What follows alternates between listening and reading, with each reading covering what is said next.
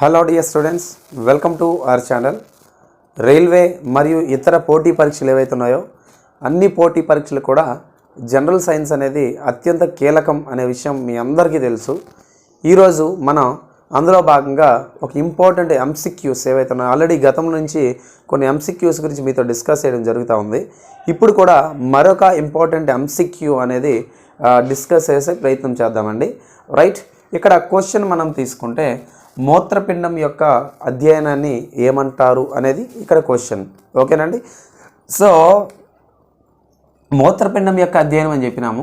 So దీని గురించి మనం తెలుసుకునే ముందు ఒకసారి మూత్రపిండానికి సంబంధించినటువంటి ఫ్యాక్ట్ చెక్ ఒక డయాగ్రామ్ మనం డ్రా చేసి దాని గురించి కొన్ని అంశాలను మనం స్టడీ చేసిన తర్వాత బిట్ సాల్వ్ చేద్దాం. అంటే కంటెంట్ అనేది మనకు పూర్తి స్థాయిలో అవగాహన ఉండాలి కాబట్టి మీకు డయాగ్రమాటిక్ ఎక్స్ప్లెనేషన్ అనేది చేయడం జరుగుతూ ఉంది.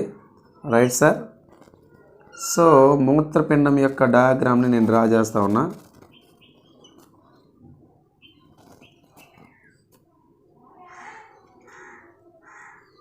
సో మూత్రపిండాల్లో అండి కుడివైపు ఉన్నటువంటి మూత్రపిండం అనేది ఎడం వైపు ఉన్నటువంటి మూత్రపిండం కన్నా దిగువగా ఉంటుంది. The right kidney is lower than that of the left kidney. ఎందువలన అనేది గతంలో ఆర్ఆర్బి గ్రూప్ డీలో అడగడం జరిగింది. ఎందువలన అనే దానికన్నా ముందు ఫస్ట్ డయాగ్రమాటిక్ రిప్రజెంటేషన్ చేద్దాం.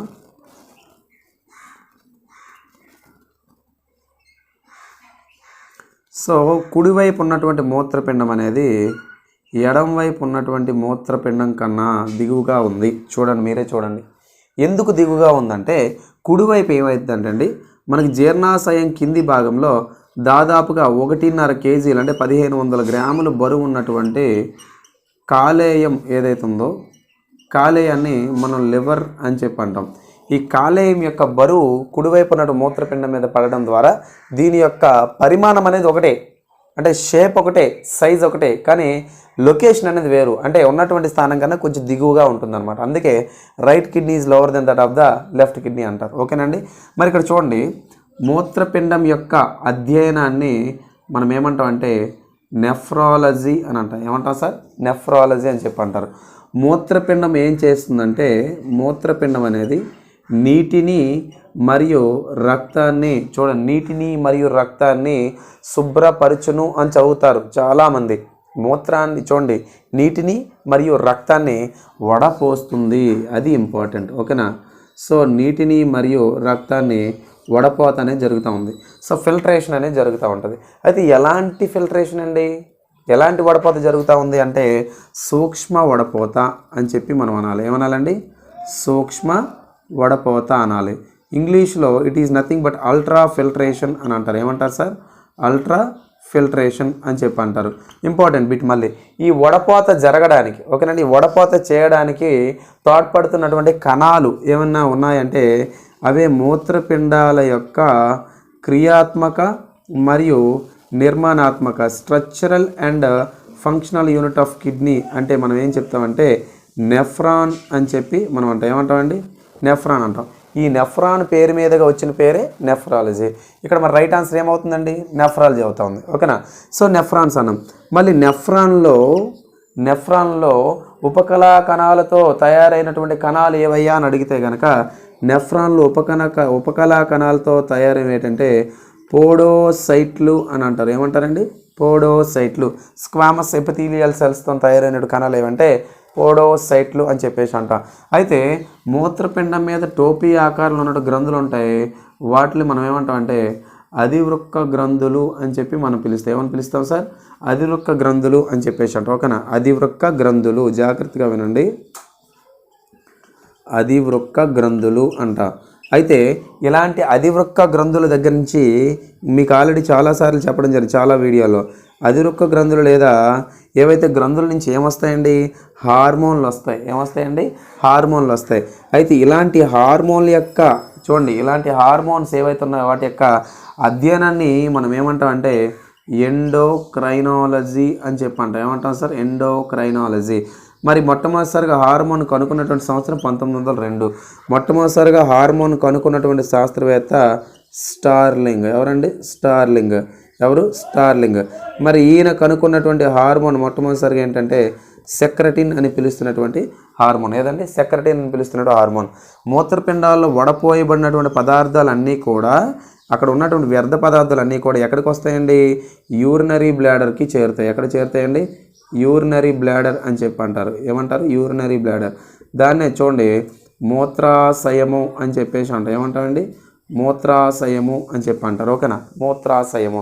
మరి యూరినరీ బ్లాడర్ గురించి మనం మాట్లాడితే, సగటు మానవుడు ఒక రోజుకు అంటే 24 గంటలకు ఎంత మూత్రాన్ని బయటకు విసర్జిస్తాడంటే 1.5 లీటర్స్. ఎంత అండి? 1.5 లీటర్స్.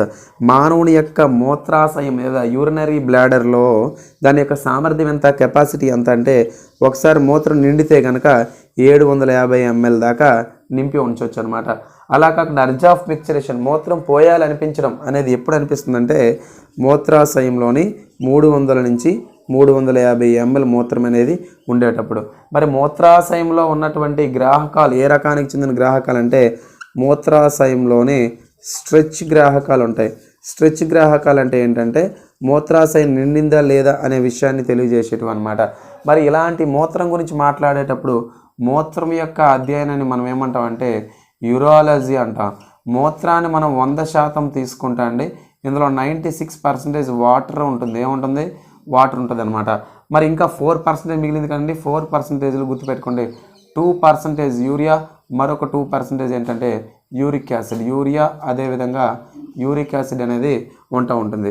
మరి మానవ శరీరంలో ప్రధాన విసర్జక అవయవాలు ఏమైనా ఉన్నాయంటే మూత్రపిండాలు. మూత్రపిండాలతో పాటు విసర్జక అవయవాలు ఇంకేమైనా చెప్పొచ్చా మనము?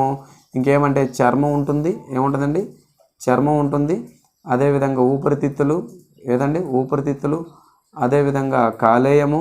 అదేవిధంగా మూత్రపిండాలు. ఏదండి? మూత్రపిండాలు. సార్, మూత్రపిండాల దగ్గర నుంచి ఒక ప్రోటీన్, హార్మోన్ లాంటి ప్రోటీన్ వస్తూ ఉంటుంది. దాన్ని ఏమంటామంటే ఎరిథ్రోపాయిటిన్ అని చెప్పి మనం అంటాం. ఏమంటామండి? ఎరిథ్రోపాయిటిన్. ఇది ఏం చేస్తుంది? ఎముకల మధ్య గల ప్రదేశాన్ని ఎముక మధ్య అని పిలుస్తారు. ఎముక మధ్యలో రక్తం అనేది ఏదైనా తయారీ లేదా రక్తం ఉత్పత్తి అయ్యేలా చేస్తూ ఉంది. రక్తం ఉత్పత్తిని మనం ఏమని పిలుస్తామండి? రక్తం తయారని ఏమంటాం మనం? హీమోపాయిసిస్ అని చెప్పి మనం పిలుస్తాం. ఏమని పిలుస్తామండి? హీమోపాయిసిస్ అంటారు. మరి రక్తం అనేది ఉత్పత్తి కావడానికి గల కారణం ప్రోటీన్ ఏది? ఎరిథ్రోపాయిటిన్. ఎరిథ్రోపాయిటిన్ అనేది మనకి ఎక్కడ ఉత్పత్తి అవుతూ ఉంది? మూత్రపిండం దగ్గర నుంచి వచ్చి మనకి ఎముక మధ్య బోన్ మ్యారోలో ఉత్పత్తి అవుతూ ఉంటుంది. ఎక్కడండి? బోన్ మ్యారోలో ఉత్పత్తి అవుతూ ఉంటుంది అనమాట. ఇలాంటి రక్తం యొక్క అధ్యయనం ఏమంటాం? మళ్ళీ రక్తం యొక్క అధ్యయనం ఏమంటామండి? రక్తం యొక్క అధ్యయనాన్ని హెమటాలజీ అంటారు. రక్తంలో గల కణాలు ఏంటి? ఆర్బీసీ, డబ్ల్యూబీసీ, ప్లేట్లెట్స్ అని అంటారు. ఏమంటారండి? ప్లేట్లెట్స్. మళ్ళీ ఆర్బీసీ యొక్క స్టడీని ఏమంటాం మనం? చూడండి, ఆర్బీసీ ఏవైతే ఉన్నాయో ఆర్బీసీ, ఒక ఆర్బీసీ ఎరిథ్రోసైట్స్ అని చెప్పేసి మనం ఇంకో పేరుతో పిలుస్తాం. ఏమని పిలుస్తామండి? ఎరిథ్రోసైట్స్. ఆర్బీసీ ఉత్పత్తి అవ్వడాన్ని ఏమంటాం మనం? ఎరిథ్రోపాయిసిస్ అని చెప్పి మనం పిలుస్తాం. ఏమని పిలుస్తామండి? ఎరిథ్రోపాయిసిస్ అంటాం. ఓకే, ఇలా మనం ఏంటంటే ఒక బిట్ని సాల్వ్ చేసేటప్పుడు ఆ బిట్టుకు ఉన్నటువంటి 4 ఆప్షన్స్తో పాటుగా ఆ లింక్డ్గా మనం చదువుకుంటే కాన్సెప్ట్ అంతా ఒకే దగ్గర ఉంటుంది, ఈజీగా అర్థమవుతుంది అనమాట. కాబట్టి దయచేసి అందరూ నోట్స్ రాసుకోండి. ఇదంతా కూడా మీకు ఖచ్చితంగా ఎగ్జామ్లో ఉపయోగపడుతుంది. Right? Thanks for watching this video. Thank you.